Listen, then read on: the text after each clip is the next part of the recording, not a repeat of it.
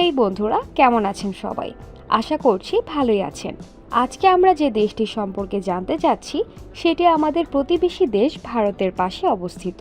দর্শক, এখানকার মানুষ অনেক ইমোশনাল হয়ে থাকে। আপনি যদি দেশের সৌন্দর্য এবং পরিষ্কার পরিচ্ছন্নতা দেখেন তাহলে আপনার মনে হবে না যে এগুলো সত্যি। সমুদ্র ঢেউ এবং ঠান্ডা বাতাস এই দেশের সন্ধ্যাকে পুরো এশিয়ার সবচেয়ে সুন্দর সন্ধ্যা বানিয়ে দেয়। এই দেশের খাবারের তালিকায় রয়েছে মাছ এবং বিভিন্ন ধরনের সামুদ্রিক খাবার। এগুলো এত সুস্বাদু যে আপনি একবার খেলে আপনার সব সময় মনে থাকবে। দর্শক, আজ আমি আপনাদের শ্রীলঙ্কা দেশ ঘুরিয়ে দেখাবো। তাহলে চলুন বেশি দেরি না করে ঘুরে আসি শ্রীলঙ্কা থেকে। কিন্তু ভিডিও শুরু করার আগে একটা অনুরোধ রইল, ভিডিওটি শেষ পর্যন্ত দেখবেন। দর্শক, আপনি কি জানেন শ্রীলঙ্কার নাম শ্রীলঙ্কা কবে হয়েছে? হয়তো আপনি ভাবছেন অনেক বছর ধরে হবে, কিন্তু এমনটা নয়। 1972 সাল থেকে শ্রীলঙ্কাকে শ্রীলঙ্কা নামে ডাকা হয়। এর আগে 1505 সালে যখন পর্তুগিজরা এই দেশটিকে খুঁজে বের করে তখন তারা এই দেশের নাম সেলাও রাখে। কিন্তু যখন ব্রিটিশের অধীনে এই দেশটি আসে তখন তারা এই দেশটির নাম সিলন রেখে দেয়। এই দেশটির আয়তন 56,610 বর্গ কিলোমিটার। কিন্তু এই ছোট দেশটিতে এত কিছু রয়েছে যেগুলো দেখতে দেখতে কেউ বোর হবে না।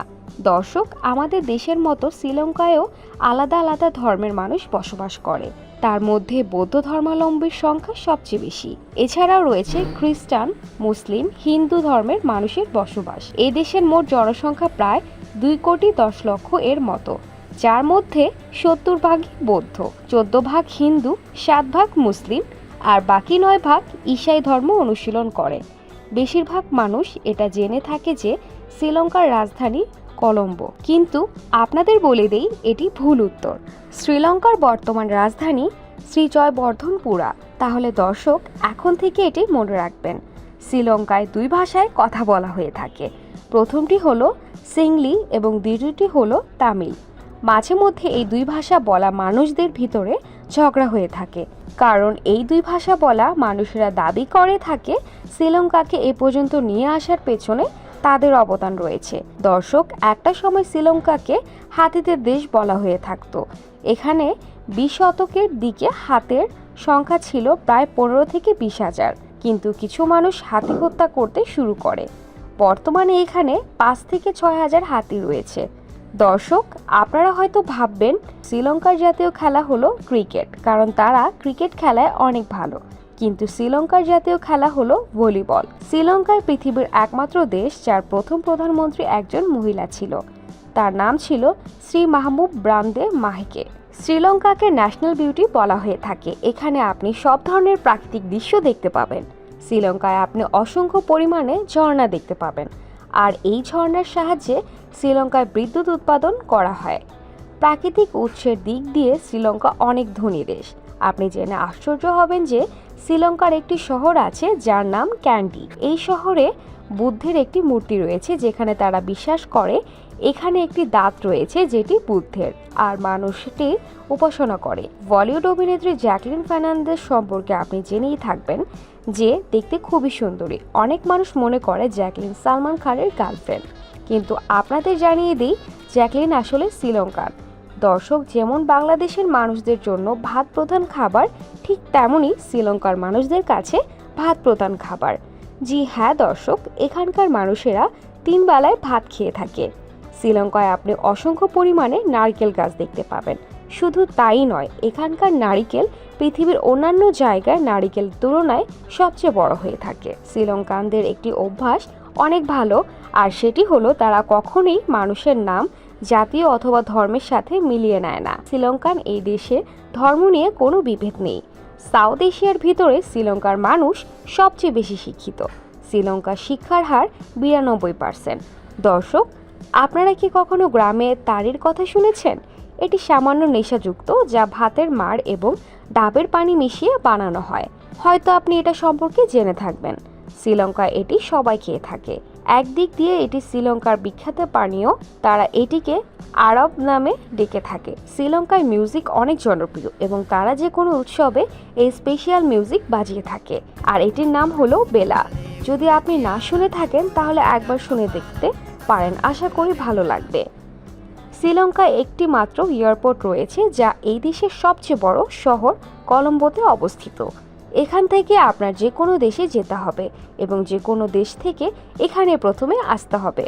যদিও শ্রীলঙ্কা ছোট দেশ, কিন্তু বাংলাদেশের তুলনায় একজন শ্রীলঙ্কার নাগরিক প্রায় 2 গুণ অর্থ উপার্জন করে থাকে। দর্শক, 20 শতকের দিকে শ্রীলঙ্কা মালয়েশিয়ার উপরে অনেক নির্ভরশীল ছিল, কিন্তু 2016 সাল আস্তে আস্তে তারা আত্মনির্ভরশীল হওয়ার জন্য অনেক বড় বড় উদ্যোগ নিয়েছে। যদিও শ্রীলঙ্কার অবস্থা এখন অনেক খারাপ, কিন্তু বলা হয়ে থাকে শ্রীলঙ্কার প্রেসিডেন্ট চীনের সাথে হাত মেলানোর কারণে এমনটা হয়েছে, আর চীন তাদেরকে ফাঁসিয়ে তাদের হাম্বাটোটা নামক এলাকা দখল করে নিয়েছে। শ্রীলঙ্কার জাতীয় পাখি হলো জংলি মুরগি, আর এই মুরগিটির নাম হলো সেলং জঙ্গল ফল। যদিও শ্রীলঙ্কায় কোনো জাতীয় পশু নেই, শ্রীলঙ্কাও ভারতবর্ষের মতো ইংরেজদের গোলাম ছিল। শ্রীলঙ্কা 4 ফেব্রুয়ারি 1948 সালে স্বাধীন হয়েছিল। শ্রীলঙ্কায় প্রচুর পরিমাণে চা উৎপাদন হয়ে থাকে। এই চা বিদেশে রপ্তানি করায় শ্রীলঙ্কার প্রধান অর্থনীতি। শ্রীলঙ্কার মানুষেরা অনেক পরিষ্কার পরিচ্ছন্ন। এখানকার রোডগুলো সবসময় পরিষ্কার পরিচ্ছন্ন থাকে। অনেকেই মনে করে শ্রীলঙ্কার মানুষ এতটাই সচেতন যে তারা পরিষ্কার পরিচ্ছন্নতার দিক দিয়ে সিঙ্গাপুরকে টক্কর দিতে পারে। দর্শক, যদিও শ্রীলঙ্কার জনসংখ্যার পরিমাণ 2 কোটি, কিন্তু প্রতি বছর শ্রীলঙ্কায় এরও অধিক মানুষ ঘুরতে আসে। শ্রীলঙ্কার মানুষেরা বলে থাকে তাদের দেশ এতটাই সুন্দর যে একবার কেউ সেখানে গেলে বারবার যেতে চায়। দর্শক, আপনাদের জানিয়ে দিই, শ্রীলঙ্কার সন্ধ্যাকে এশিয়ার সবচেয়ে সুন্দর সন্ধ্যা বলা হয়ে থাকে। যদি আপনি এখানকার কোনো সৈকতে বসে থাকেন, তাহলে মনে হবে যেন আপনি জান্নাতে বসে আছেন। এখানকার সূর্য অস্ত দেখতে খুবই সুন্দর। যদি আপনি কখনো শ্রীলঙ্কায় যান, তাহলে এই দৃশ্যটা দেখতে ভুলবেন না। শ্রীলঙ্কায় আপনি খুব কম খাবার দেখতে পাবেন যেটিতে লবণ এবং কালো জিরা ব্যবহার করা হয়নি। এখানকার খাবারে আপনি এই দুটি জিনিস অবশ্যই পাবেন। আপনি জেনে অবাক হবেন যে শ্রীলঙ্কায় সেলফোনকে অন্য একটি নামে ডাকা হয়ে থাকে। জি হ্যাঁ দর্শক, শ্রীলঙ্কায় সেলফোনকে সেলটেল বলা হয়। এটা সত্যি আশ্চর্যকর। আপনি কি জানেন শ্রীলঙ্কা হ্যান্ডসাম ছেলেদের কি বলা হয়ে থাকে? আপনি একটু শুনলে আপনার হাসি থামাতে পারবেন না। শ্রীলঙ্কা হ্যান্ডসাম ছেলেদের মাচান বলা হয়। আপনি জেনে আরও অবাক হবেন যে শ্রীলঙ্কায় হ্যাঁ বলার জন্য তারা মাথা ডানে বামে ঘোরায়, যেমনটা আমরা বাংলাদেশে না বলার জন্য করে থাকি। যদিও আমি একটু আগে আপনাদের শ্রীলঙ্কার চা সম্পর্কে বলেছি, কিন্তু একটা সময় শ্রীলঙ্কা কফির জন্য অনেক বিখ্যাত ছিল। আপনি যদি কখনো শ্রীলঙ্কায় ঘুরতে যাওয়ার সুযোগ পান, তাহলে সেখানকার বিষাক্ত মশা থেকে সাবধানে থাকবেন। যদি আপনি কখনো শ্রীলঙ্কায় ঘুরতে যান, তাহলে কখনোই বৌদ্ধ মূর্তির ছবি ভুলভাবে তুলবেন না, কারণ শ্রীলঙ্কার সরকার এবং সেখানকার মানুষ এটা কোনোভাবেই সহ্য করতে পারে না এবং আপনাকে আপনার দেশে ডিপোর্ট করে দিবে। দর্শক, যদি আপনার পানিতে খেলা করতে ভালো লাগে, তাহলে এই দেশটি আপনার জন্য একদমই পারফেক্ট। এই দেশের সাউথ পার্কে আপনি একটা থেকে আরেকটা বড় ওয়াটার স্পট অ্যাক্টিভিটিস করার সুযোগ পাবেন। এই পার্কের পানিও অনেক পরিষ্কার হয়ে থাকে। শ্রীলঙ্কার কারেন্সি হলো রুপি। আপনি যদি কখনো শ্রীলঙ্কায় ঘুরতে যান, তাহলে অবশ্যই শ্রীলঙ্কার ইলা শহরটি ঘুরে আসবেন। এই শহরে পাহাড় এবং জঙ্গলের মাঝখান দিয়ে একটি ট্রেন রাস্তা আছে, যেখানে আপনি অনেক সুন্দর প্রাকৃতিক দৃশ্য দেখতে পাবেন। আপনি এখানে হাইকিংও করতে পারবেন। শহরটি ছোট হলেও এখানে করার মতো অনেক কিছু রয়েছে। দর্শক, শ্রীলঙ্কার মানুষেরা অনেক রোমান্টিক হয়ে থাকে। এখানকার 60% বিয়ে ভালোবেসে নিজের পছন্দ হয়ে থাকে। অবশ্য ব্যাপারটি ঠিক আছে, যে দেশের সন্ধ্যা এত মধুর, সে দেশের মানুষ রোমান্টিক হওয়াটাই স্বাভাবিক, তাই না? কলম্বো শহরে অসংখ্য পরিমাণে নাইট ক্লাব আছে, যেখানে হাজার হাজার যুবক যুবতীরা তাদের সন্ধ্যাকে রঙিন করতে আসে। তাহলে দর্শক, কখনো সুযোগ পেলে অবশ্যই একবার লঙ্কা থেকে ঘুরে আসবেন। ভালো লাগলে লাইকে ক্লিক করবেন। পাশাপাশি এমন ইন্টারেস্টিং ভিডিও সবার আগে দেখতে আমাদের চ্যানেলটি সাবস্ক্রাইব করুন। করার পর বেল আইকনটিতে ক্লিক করে রাখুন।